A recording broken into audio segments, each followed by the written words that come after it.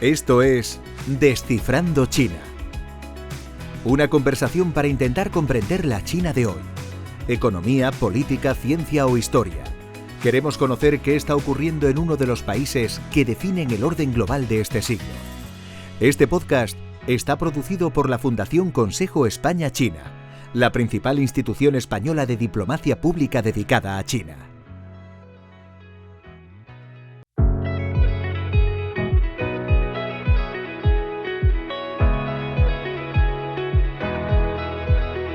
Hola, ¿qué tal? Bienvenidos y bienvenidas a un nuevo episodio de Descifrando China, el podcast de la Fundación Consejo España-China. Soy Jesús Gámez. Si hay un elemento crítico en el bienestar de una sociedad es que todos sus integrantes puedan beber agua.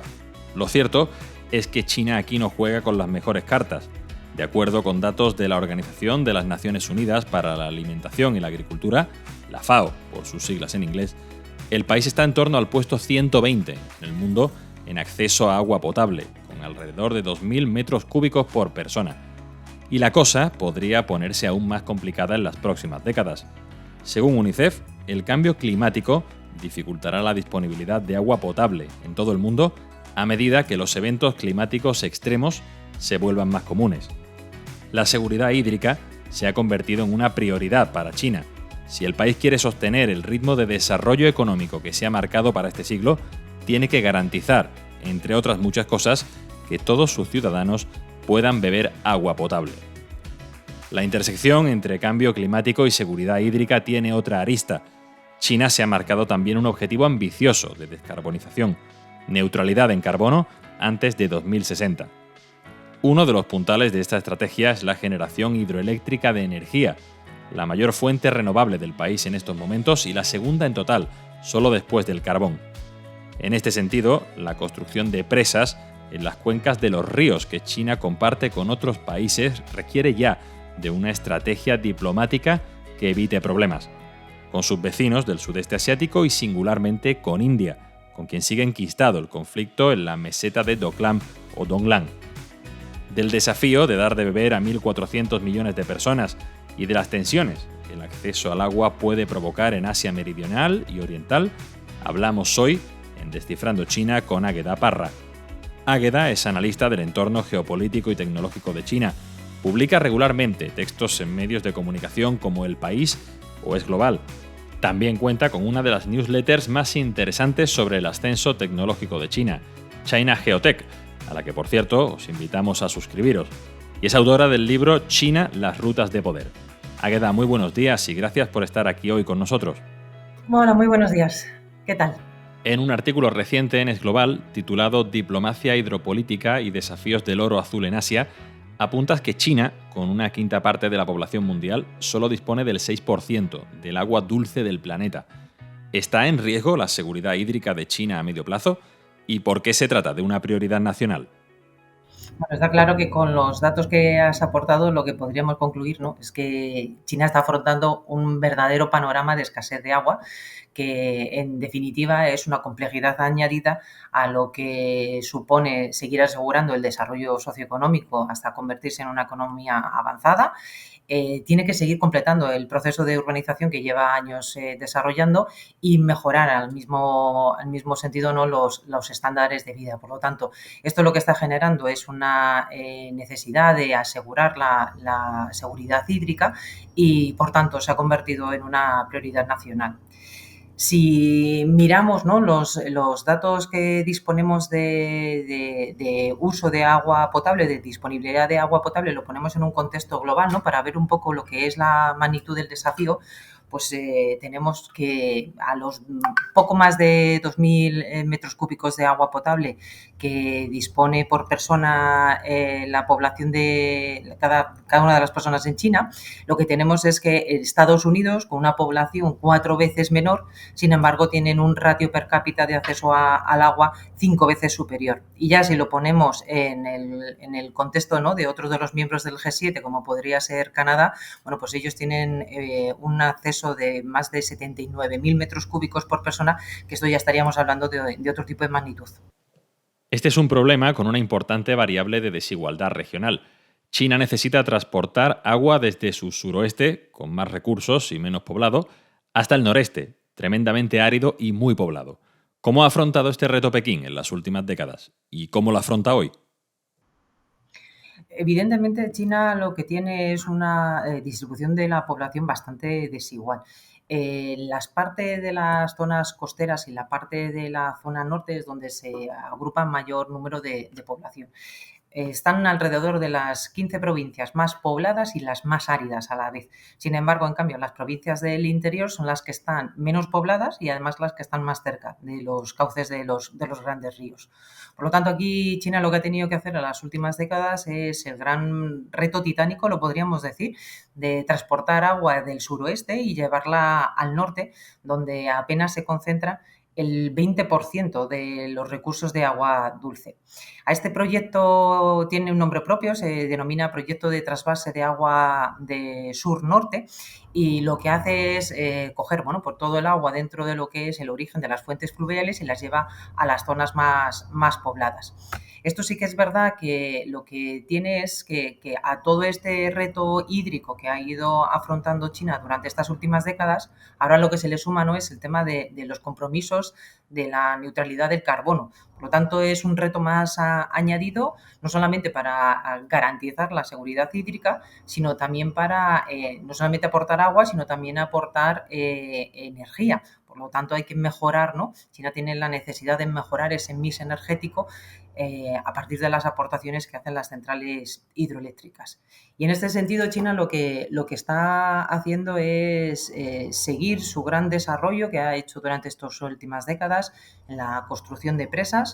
Es la mayor potencia mundial por número de presas, tiene más de 23.800 presas, y esto, si lo ponemos también en un orden de magnitud, son 2 veces más que las presas que tiene Estados Unidos y 5 veces más las de la India, y la comparación con la India es importante porque más o menos tienen el mismo número de población y se sitúan casi en la misma zona, y además tienen los mismos retos hídricos. Por lo tanto, es importante, ¿no?, la capacidad de desarrollo que ha tenido China en estos últimos años para abordar, ¿no?, estas garantías de seguridad hídrica. ¿Cómo casa este desafío con la creciente urbanización de China? En estos momentos, aproximadamente un 65% de la población china vive en zonas urbanas, con los problemas de abastecimiento de agua que esto conlleva. Es una tendencia que, si atendemos a los planes del gobierno chino, no va a hacer sino incrementarse. ¿Qué pasará con el agua cuando 3/4 partes de la población china viva en ciudades?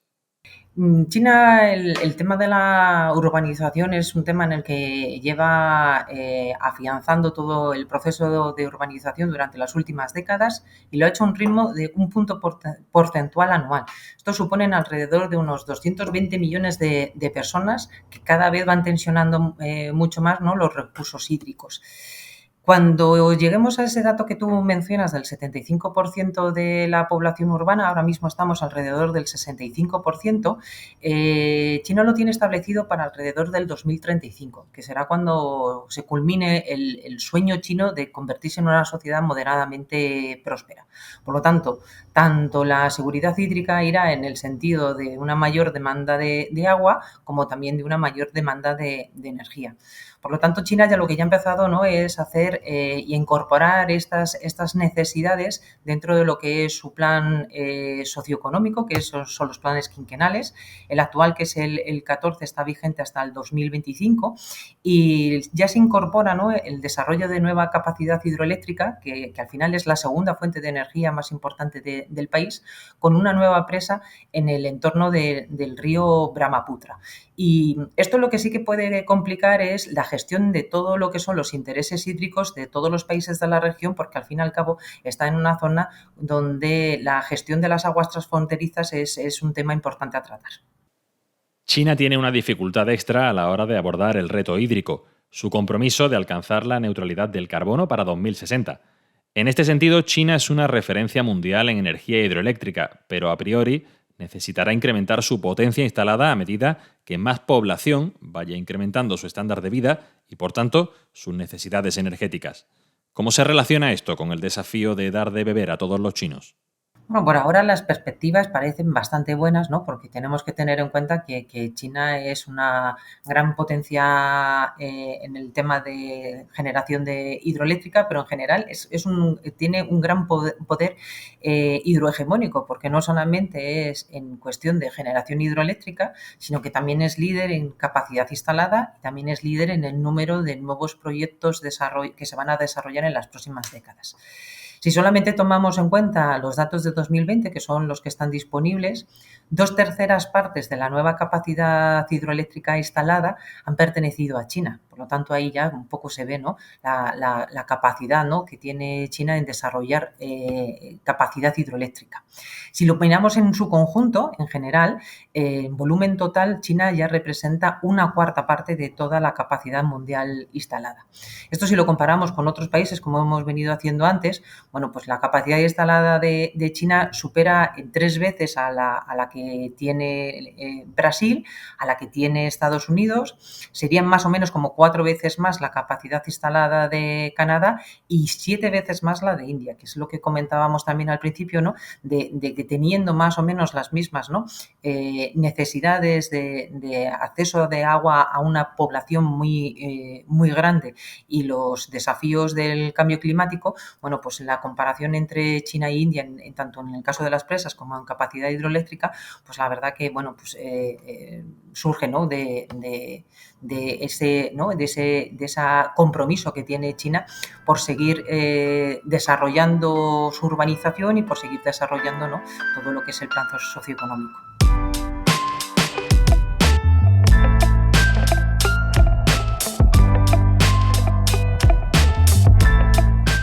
China tiene un vecindario complicado. Tiene fronteras terrestres con 14 países muy variopintos, con historias muy diversas y, como suele ocurrir en los vecindarios concurridos, con algunos se llevan mejor que con otros. En el asunto que nos ocupa, China comparte unos 40 cursos de agua con otros países. La mayoría de ellos nacen en lo que se conoce como el tercer polo, es decir, la meseta tibetana, que con sus enormes glaciares tiene las mayores reservas de agua dulce del mundo, después de los 2 polos, el Ártico y el Antártico. Algunos de estos ríos son enormes, plurinacionales, nacen en China y pasan por varios países en su curso hacia el mar, dan de beber a millones de personas en Asia Meridional. Y de nuevo, como en cualquier vecindario donde hay zonas de uso común, son una fuente de potenciales conflictos. Hay 2 ríos especialmente complejos en su gestión. Uno es el Brahmaputra, conocido como Yarlung Tsampo en China, que atraviesa India y Bangladesh. Otro es el Mekong, al sur, que cruza Myanmar, Laos, Tailandia, Camboya y Vietnam hasta desembocar en el mar meridional de China. Águeda, ¿podrías dibujarnos un esquema de este tablero geopolítico? ¿Qué papel juega el agua en las relaciones de China con sus vecinos del oeste y del sur? Pues efectivamente, como comentas, toda lo que es la zona del Tíbet es donde surgen, ¿no?, y nacen los grandes ríos de Asia. Es una zona de grandes glaciares y de ahí tienen el origen los 10 ríos más importantes de toda Asia. Y fluyen además por 11 países, por lo tanto tienen una complejidad transfronteriza importante, abasteciendo de agua a más de 1.600 millones de personas. Esto es una zona en donde, si antes comentábamos que China va a hacer la nueva presa sobre el Brahmaputra, pues de aquí nace este río y además desde su origen en China pues va pasando por India y por Bangladesh, y después también está otro de los grandes ríos transfronterizos, que es el Mekong, que desde las cuencas de China pues va pasando por Myanmar, Laos, Tailandia, Camboya, hasta desembocar lo que es en el delta del Mekong, que está en Vietnam. Por lo tanto, aquí todo lo que tenemos, ¿no?, es una nueva configuración de lo que es el esquema geopolítico, pero desde el punto de vista de los recursos hídricos. Por lo tanto, esto está generando mucha más tensión, ¿no?, a toda la complejidad, ¿no?, dentro de lo que es el entorno. Y para ello sí que va a ser necesario, ¿no?, fomentar y desarrollar una diplomacia activa en materia hidropolítica, porque los desafíos son muchos para todos los países y cada uno de ellos tiene evidentemente pues, sus propias ambiciones de seguridad hídrica. Y en este caso lo que hay que tener en cuenta es que, claro, China es el origen de estos 2 grandes ríos que mencionábamos antes, y toda la actividad y gestión gestión que se realice aguas arriba, pues va a terminar influyendo, ¿no?, en las actividades, bueno, pues de pesca y de agricultura que se desarrolla aguas abajo. Entonces, al final, ¿no?, estas complejidades de las aguas transfronterizas pues se suele gestionar a través de tratados y de acuerdos. China tiene múltiples acuerdos con muchísimos países, sin embargo, hay una excepción, no lo tiene ni con Bután ni lo tiene con India, pero incluso en estos casos siempre se sigue el principio que marca las Naciones Unidas de principio de uso equitativo y razonable. Hasta ahora, el uso equitativo y razonable ha sido la mejor gestión que se ha podido realizar sobre estos recursos hídricos, pero sí que está claro, ¿no?, que a medida, ¿no?, que el cambio climático y los nuevos desafíos hídricos que se van a ir produciendo en los próximos años, pues va a requerir, ¿no?, que se mantenga, ¿no?, esta buena sintonía dentro de lo que es la gestión de los recursos hídricos para que no genere inestabilidad dentro de lo que es la política regional. ¿Qué significa exactamente un uso equitativo y razonable de un curso de agua? En el caso concreto del Mekong, China tiene un acuerdo con el resto de países por los que transcurre el río. ¿Qué implicaciones tiene? Bueno, las Naciones Unidas lo que dicen es que, bueno, hay una convención de las Naciones Unidas sobre el derecho de los usos de los cursos de aguas internacionales para fines distintos de la navegación.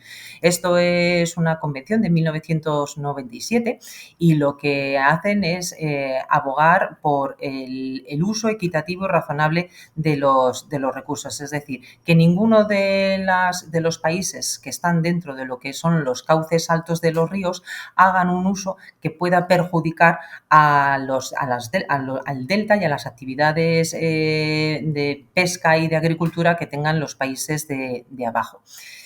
En el caso de Mekong, el Mekong tiene su propio acuerdo, es algo más reciente, es de 1995, y en este acuerdo China tiene la autoridad legal para realizar ese uso razonable y equitativo. Por lo tanto, esta compartición de recursos con todos los países que mencionábamos antes, al final lo que está es haciendo depender, ¿no?, de esta gestión que haga China a más de 60 millones de personas que se dedican a las actividades de pesca y agricultura. Siempre ha habido buena sintonía, siempre ha habido casos puntuales, pero al final las situaciones se han ido resolviendo bien sin que haya llegado a ningún conflicto extremo por ninguna de las partes. Y para finalizar, ¿cómo ves el panorama para China y a nivel regional a medio y largo plazo? Parece plausible que la competición por un recurso tan valioso como el agua genere algunas tensiones. ¿Hay riesgo de que dichas tensiones puedan desembocar en algo más grave?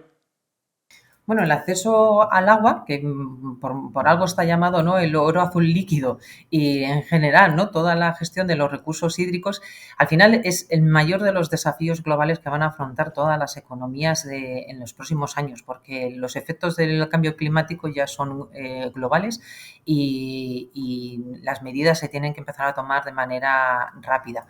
Por lo tanto, aquellos países que, como hablábamos en el caso de China, están bajo una situación de escasez de agua, pues van a tener que redoblar estos esfuerzos para intentar garantizar la seguridad hídrica.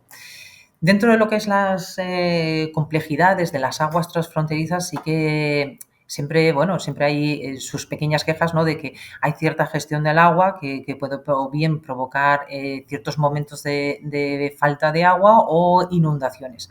Pero al final la gestión que se ha hecho por el uso equitativo y responsable y por la diplomacia activa que están manteniendo todos los países en general en estas aguas transfronterizas ha hecho que al menos, ¿no?, estas quejas no desemboquen en una guerra de agua. Ni siquiera en el caso de India, con el que no tienen ningún acuerdo en cuestión de recursos hídricos y que, bueno, pues que te mantiene una situación compleja dentro de lo que es la frontera del Doklam, en donde, bueno, pues ha habido sus más y sus menos con altas tensiones. Ni siquiera en esos momentos de alta tensión geopolítica se ha visto afectada, ¿no?, la gestión de los recursos hídricos. Y sí que es verdad, ¿no?, que en todo este periodo, ¿no?, que está sufriendo ahora mismo toda la zona de Asia, de grandes sequías y de inundaciones por otra parte, ¿no?, pues va a generar, ¿no?, una tensión añadida que en general van a tener, ¿no?, que gestionar todos los países en conjunto, y van a tener que buscar, en definitiva, puntos de cooperación multilaterales, más si cabe, ¿no?, reforzando aquellos que ahora mismo ya están y potenciando sobre todo esta diplomacia para un poco, ¿no?, seguir en esta misma dinámica de no alteración, ¿no?, de lo que es el orden geopolítico regional, que al final, ¿no?, pues prevalece entre los países respecto de lo que al menos son los recursos hídricos. Águeda Parra, muchísimas gracias por acompañarnos hoy en Descifrando China. Muchísimas gracias a vosotros. Puedes seguir la actividad de la Fundación Consejo España-China en www.spain-china-foundation.org, suscribiéndote a nuestra newsletter o a través de nuestros perfiles en Twitter, LinkedIn, Facebook e Instagram y nuestro canal en YouTube.